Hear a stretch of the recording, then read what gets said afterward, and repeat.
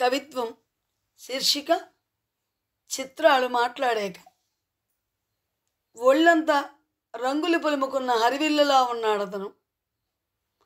ఒళ్ళంతా రంగులు పులుముకున్న హరివిల్లులా ఉన్నాడతను. రోడ్డు వారగా కూర్చుని కొన్ని చిత్రాలు గీస్తున్నాడు. బెచ్చగాడు కాబోలు.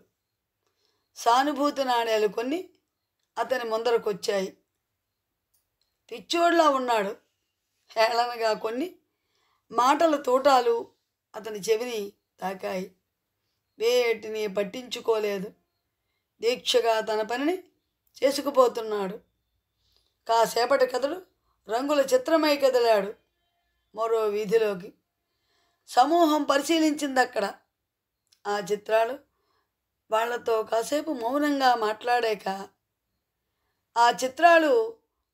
కాసేపు మౌనంగా మాట్లాడాక అందరూ బరివెక్కిన హృదయంతో వెనుదిరిగారు.